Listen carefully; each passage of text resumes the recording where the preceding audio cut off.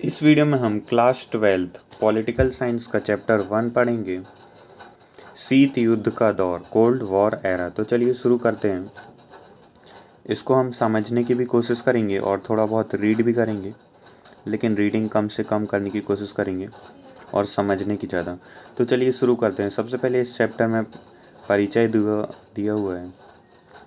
सबसे पहले इसका जो फर्स्ट टॉपिक है वो है क्यूबा मिसाइल संकट के बारे में बताया गया है। ये जो हुआ था क्यूबा मिसाइल संकट, वो 1961 में, अप्रैल 1961 में सोवियत संघ के नेता, क्या था, जो अमेरिका था उसके बिल्कुल पास था ये क्यूबा। एक द्वीपीय देश है, यहाँ आप देखें एक आइलैंड कंट्री है, ये है क्यूबा। बहुत ज़्यादा यहाँ गन्ना उगता है, इसलिए इसको बाउल ऑफ शुगर भी कहते हैं। तो ये है जो अमेरिका, आप देख सकते हैं यहाँ यूनाइटेड स्टेट्स ऑफ अमेरिका, और ये इसका मेन लैंड है। तो इसके एकदम पास है ये क्यूबा।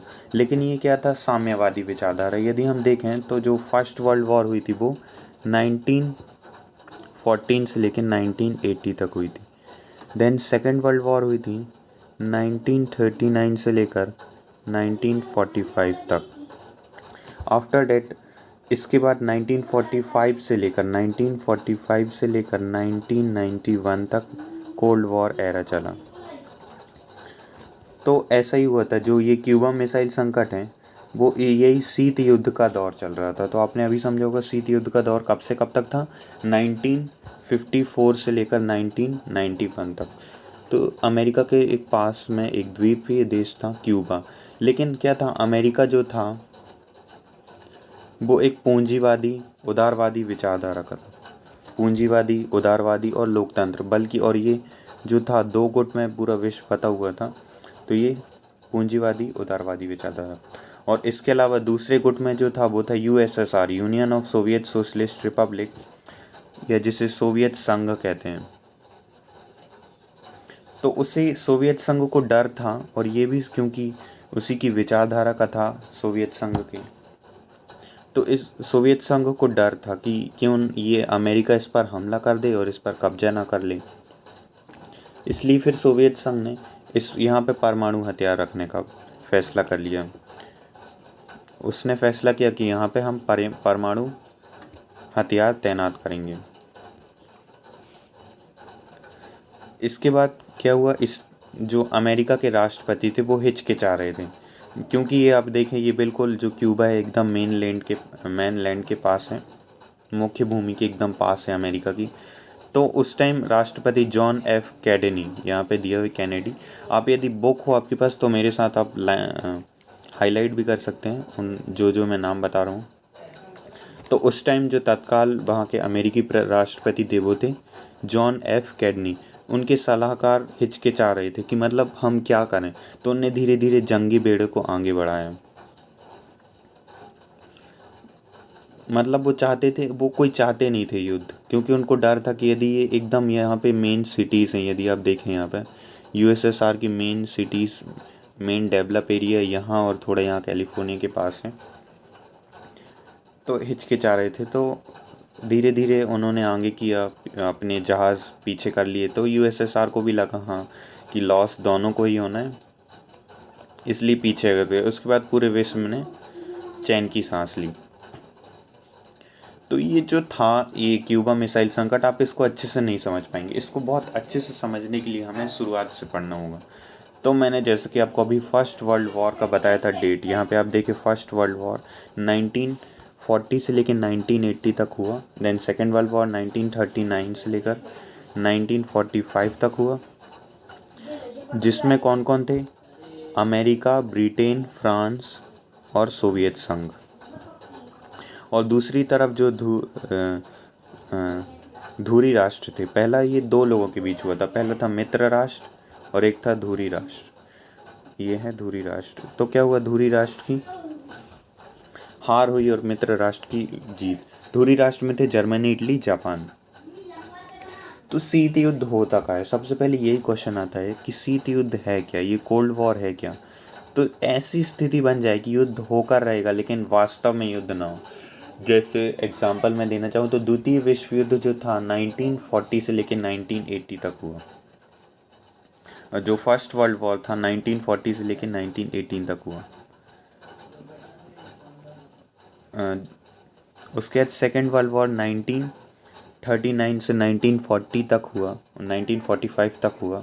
उसके बाद क्या हुआ, 1945 से कोल्ड वॉर शुरू हो गया। तो ऐसा द्वितीय विश्व युद्ध के बाद 1945 से लेकर 1939 तक की वह अंतर्राष्ट्रीय राजनीतिक स्थिति जो अमेरिका और यूएसएसआर की, वह तनावपूर्ण अंतर्राष्ट्रीय राजनीतिक स्थिति जो यूएसएसआर और सोवियत संघ के बीच थी, उसे कोल्ड वॉर यानी कि शीत युद्ध कहा गया। तो आई होप आप समझ गए कि जब दो या दो से अधिक देशों के बीच ऐसी स्थिति बन जाए कि युद्ध होकर रहेगा लेकिन वास्तव में कोई युद्ध ना हो। उस टाइम दो गुट थे, पहला गुट था अमेरिका और दूसरा गुट था यूएसएसआर यानी कि union of Soviet socialist Republic, जिसको शॉर्ट में सोवियत संघ कहते हैं। तो जो पहला गुट था वो, उसकी विचारधारा थी पूंजीवादी, उदारवादी, कैपिटलिज्म, लिबरलिज्म, डेमोक्रेसी। और इसकी तरफ दूसरी तरफ जो था वो था सोवियत संघ नेतृत्व कर रहा था, वो साम्यवादी और समाजवादी विचारधारा का। तो इसके बाद अब हम देखेंगे तो क्या हुआ। सेकेंड वर्ल्ड वॉर एंड जब हो रहा था 1945 में, तो उस टाइम एंड कैसे हुआ, तो जो अमेरिका था उसने दो अपने एटॉमिक बम जापान के दो शहर हिरोशिमा और नागासाकी में गिरा दी।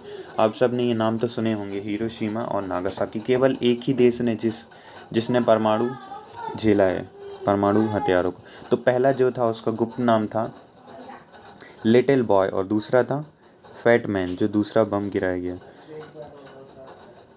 इससे कोई खास क्वेश्चन नहीं आता। अब हम देखेंगे फोटोज़ जो इम्पोर्टेंट है।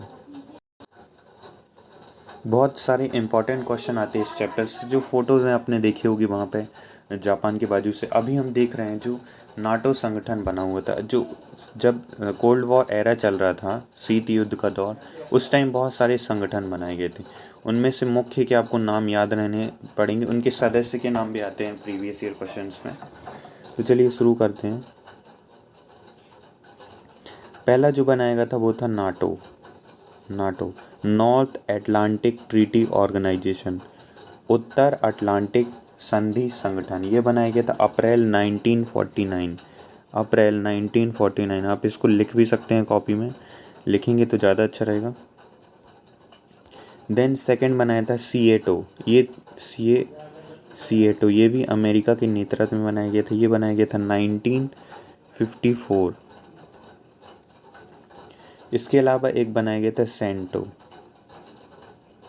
इनका उद्देश्य था जो प्रचार है साम्यवाद को, उसको रोकना। तो वो था 1955 में। ये तीनों अमेरिका के नेतृत्व में बनाए गए थे। इन सब का जो मेन उद्देश्य था ये तो आप समझ गए। अब सीएटो को फुल फॉर्म था south east Asia treaty organisation, यानी कि दक्षिण पूर्व एशिया संधि संगठन। सेंटो का फुल फॉर्म है सेंट्रल ट्रीटी ऑर्गेनाइजेशन। ये 1955 में बनाया गया था। इसके मुकाबला करने के लिए जो यूएसएसआर था, आप यहाँ देख पा रहे हैं ये मैप, यहाँ पे ये है यूएसएसआर, सोवियत संघ। इसने भी बनाया था वारसा पैक्ट, यहाँ पे बनाया गया था वारसा में, इसलिए इसको बोलते हैं वारसा पैक्ट। तो वारसा पैक्ट का था, ये भी 1955 में बनाया था वारसा पैक्ट।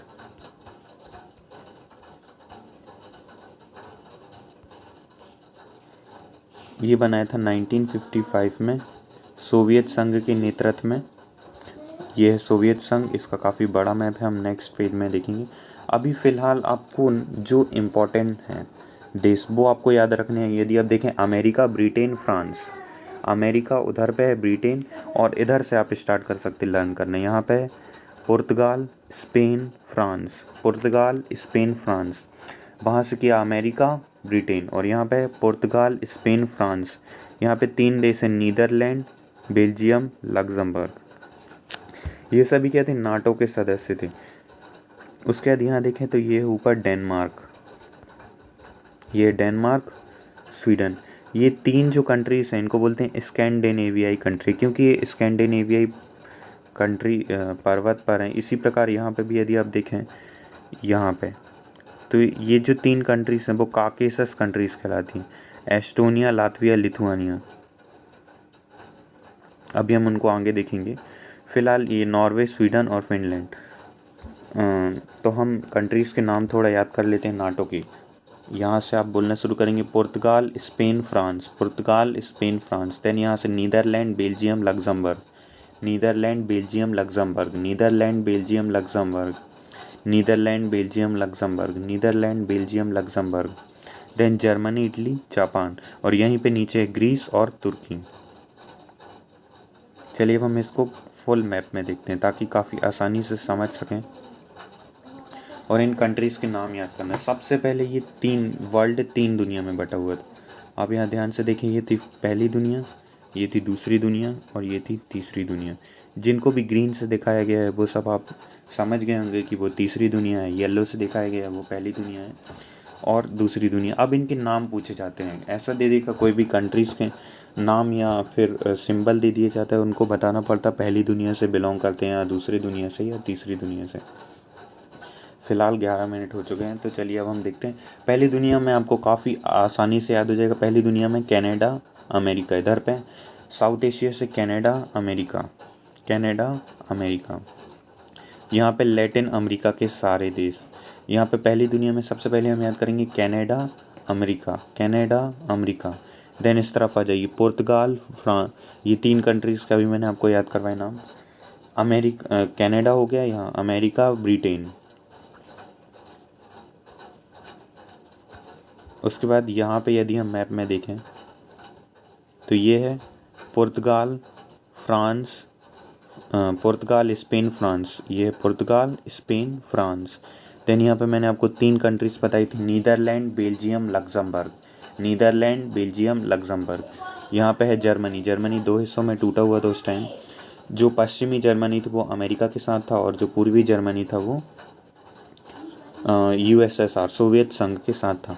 इसके बीच में एक बर्लिन की दीवार बनाई गई थी और बर्लिन की दीवार एक क्वेश्चन में आता है, बर्लिन की दीवार का गिरना किसका प्रतीक था? तो वो क्वेश्चन है शीत युद्ध के अंत का, 1969 में गिरी थी।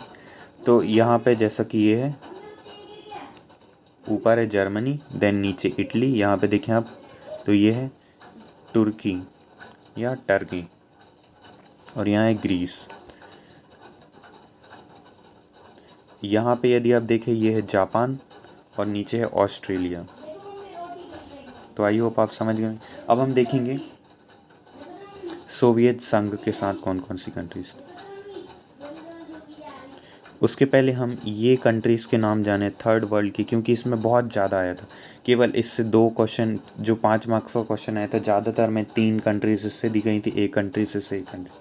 तो हमें इसके बारे में जानना ज़रूरी है और मेनली एशिया से ही दी गई थी।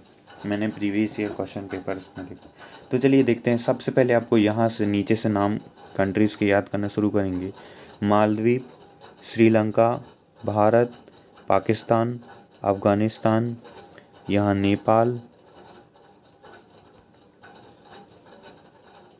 मालदीव, श्रीलंका, भारत, पाकिस्तान, अफ़गानिस्तान, नेपाल, भूटान, बांग्लादेश। ये हो गई 7-8 कंट्रीज़। मालदीव, श्रीलंका, भारत, पाकिस्तान, अफ़गानिस्तान, नेपाल, भूटान, बांग्लादेश। तो आपको साउथ एशिया में पता चल गया टोटल 8 कंट्री थी, जो फर्स्ट, जो थर्ड, जो तीसरी दुनिया के साथ थी। देन अब हम आते हैं यहाँ पे आसियान कंट्रीज़ में।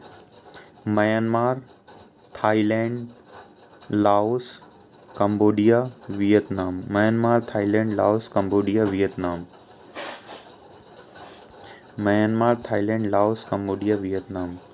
देन यहाँ है मलेशिया, ऊपर इसके मलेशिया, नीचे इंडोनेशिया, यहाँ ब्रुनेई, सिंगापुर, फिलीपींस। तो यहाँ से म्यांमार, थाईलैंड, लाओस, कंबोडिया, ये आसियान की 10 कंट्रीज़ थी। हम आसियान के बारे में आगे के चैप्टर्स में जानेंगे। उसके बाद यहाँ सेंट्रल एशिया, तो कजाकिस्तान था, यूएसएसआर के साथ था। यहाँ से देखिए Kyrgyzstan, Tajikistan, Turkmenistan, Uzbekistan, Georgia, Armenia, Azerbaijan. यहाँ पे Kazakhstan, Kyrgyzstan, Tajikistan, Turkmenistan, Uzbekistan first countries में जाती। ये है कजाकिस्तान, जो था सेकंड दूसरी दुनिया के साथ था, और ये बाकी की 4 जो सेंट्रल एशिया की कंट्री थी वो थी थर्ड तीसरी दुनिया के साथ। आफ्टर दैट ये है अरेबियन पेनिनसुलर। मैं मैप थोड़ा समझाने की कोशिश कर रहा हूँ ताकि कंट्रीज़ के नाम याद हो जाएं। यहाँ पे यदि आप देखें, यहाँ पे है जॉर्जिया, आर्मेनिया, अजरबैजान। ये तीनों किसके साथ थी? सेकेंड वर्ल्ड के साथ। अब चलिए यहाँ पे देखते हैं, ये है टर्की, ये था फर्स्ट के साथ। यहाँ नीचे है साइप्रस, वो भी था अमेरिका के साथ। ये पूरा है अरेबियन पेनिनसुलर। तो ज़्यादातर जो वेस्ट एशिया की कंट्रीज़ थी वो थी south Asia, South east Asia, east Asia नहीं, मैं बोल रहा हूँ साउथ ईस्ट एशिया। यहाँ से देखिए आप, यहाँ पे नीचे देखेंगे तो ये है साउथ, ये है ईस्ट, ये है नॉर्थ और ये है वेस्ट। तो मैं बोल रहा हूँ साउथ और ईस्ट के जो बीच में है, तो ये हैं सारी क्या है, साउथ ईस्ट कंट्रीज हैं, साउथ ईस्ट एशिया। तो इस ये सारी कंट्रीज आ जाएंगी। तो South Asia, South east Asia, पहला south east, West Asia, Africa, Latin America. तो ये मेनली मैं आपको कोशिश कर रहा था याद करवाने की। अब देखिए यूएसएसआर से जो 15 कंट्रीज टूटी हैं उन सब के भी हम नाम देख लेते हैं। तो जो कंट्रीज थी वो थी, यहाँ से शुरू करेंगे हम पहले सेंट्रल एशिया से। तो जो सेंट्रल एशिया में था Kazakhstan, Kyrgyzstan, Tajikistan, Turkmenistan, Uzbekistan, George. Then Caucasus countries, Caucasus पर्वत पर जो कंट्रीज टूटी थी उनको कहा जाता है काकेसस कंट्री। वो थी जॉर्जिया, आर्मेनिया, अजरबैजान। देन यहाँ पे आप 3 कंट्री देख रहे हैं, फिनलैंड, ये थे फिनलैंड, मैंने आपको अभी थोड़ी देर पहले बताया था।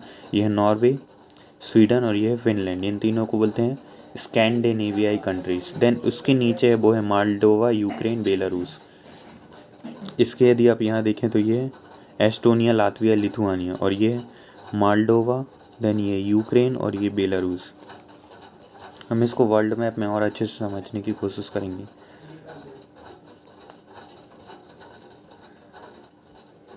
तो चलिए अब हम धीरे धीरे आगे चलते हैं। शीत युद्ध के कुछ दायरे भी थे और एक क्वेश्चन ये आता है हाई पॉइंट क्या था, जो कोल्ड वॉर चल रहा था उसका हाई पॉइंट क्या था? तो वो था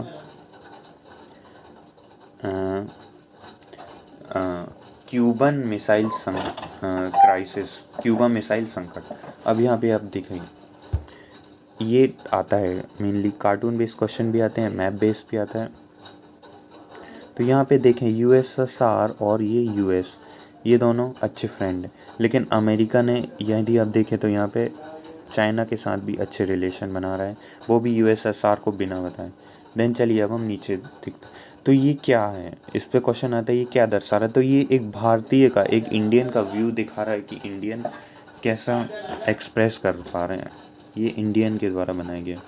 तो चलिए अब हम देखते हैं क्या करा। जो इधर राष्ट्रपति थे, अमेरिकी राष्ट्रपति जॉनसन, वियतनाम राष्ट्रपति ये है जॉनसन, ये देखिए नीचे जॉनसन ने वियतनाम के मसले पर, यहाँ पे इनने, ये वियतनाम है, इनने क्या करा, ये सोचा मैं खा लूँगा, मतलब कहने का मतलब इस पे हमला करके इसको बर्बाद कर देंगे।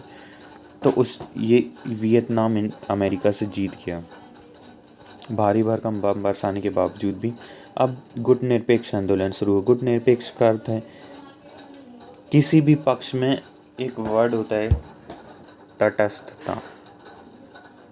कुछ मेन वर्ड हैं जो इधर पे काफ़ी इम्पोर्टेंट इस चैप्टर में, उनकी डेफिनेशन भी आती। तटस्थता, पृथकवाद, फांसीवाद। तो हमको समझने की कोशिश करेंगे, धीरे धीरे हम उनको समझेंगे। चलिए तो फिलहाल अभी हम गुट निरपेक्षता की मीनिंग समझते हैं। गुट निरपेक्ष मतलब होता है किसी भी गुट में शामिल न होना, किसी भी पक्ष में, किसी भी शक्ति गुट में बिना शामिल हुए अपनी नीतियों का अनुसरण करना, अपनी स्वतंत्र विदेश नीति रखना, किसी भी पक्ष में युद्ध में भाग न लेना। इसी के अंतर्गत आए न्यू इंटरनेशनल इकोनॉमिक ऑर्डर, यानी कि नव अंतर्राष्ट्रीय आर्थिक व्यवस्था। देन भारत और शीत युद्ध, भारत ने बहुत बार 1971 में जो अमेरिका का साथ, यूएसएसआर का साथ लिया। अब क्या किया इन लोगों ने, जो 5 कंट्रीज़ थी जिनको यूएनओ में veto power, united nation organisation में, अमेरिका, ब्रिटेन, फ्रांस, रूस, चाइना। तो उन लोगों ने क्या कहा कि किसी और के पास परमाणु बम ना आ जाए, इसलिए उन्होंने बहुत सारी ट्रीटी बना दी। जैसे पहला था सीमित परमाणु परीक्षण संधि LTBT limited test ban treaty, और बनाया परमाणु अप्रसार संधि NPT न्यूक्लियर नॉन प्रोफिलरेशन। इसके बाद दो टॉक भी हुई, वार्ता भी हुआ। तो पहला था salt strategic arms limited talk, सामरिक अस्त्र सीमित वार्ता।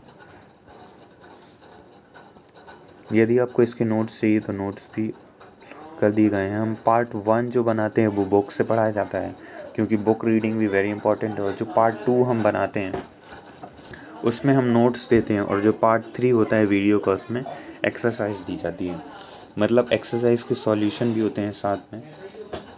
फिलहाल हम अभी MCQ और ये देखेंगे। तो शीत युद्ध के बारे में निम्नलिखित में से कौन सा कथन गलत है? ये बात आपको याद रखना एग्जाम में, गलत लिखा हुआ है कि सही।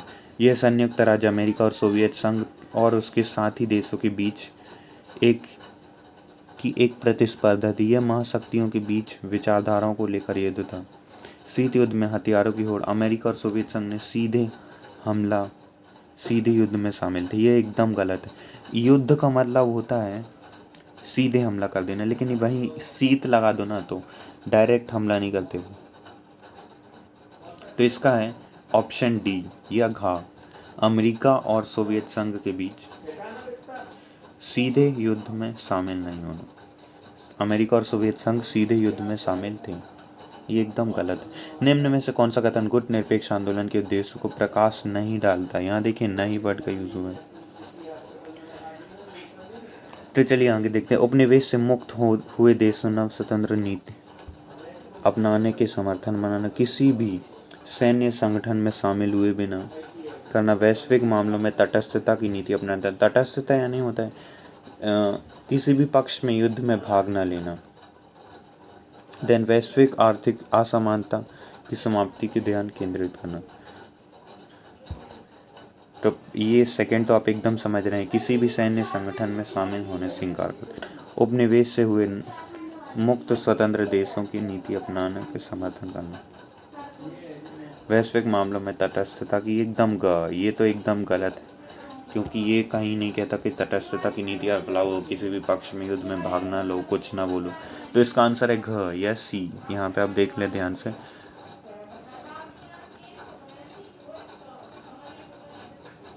अब क्या है क्लासीफाई करना। इसके पहले मैंने आपको मैप पे बहुत ज़्यादा फोकस किया था, क्योंकि ऐसे क्वेश्चन आते ही रहते हैं। आपको लग रहा होगा इतना ज़्यादा मैंने टाइम वेस्ट क्यों किया मैप, क्योंकि ऐसे क्वेश्चन बहुत ज़्यादा आते हैं। देखिए नीचे कुछ देशों की सूची दी गई, प्रत्येक के सामने लिखे कि वह शीत युद्ध के दौरान किस गुट में था। तो सबसे पहले Poland, America, Britain, France, Japan. सबसे पहले हम फर्स्ट जो थे उनके बारे में देख लेते हैं, जो पहली दुनिया से में थे। तो पहला तो यही था फ्रांस, जापान, ये पहली दुनिया के थे,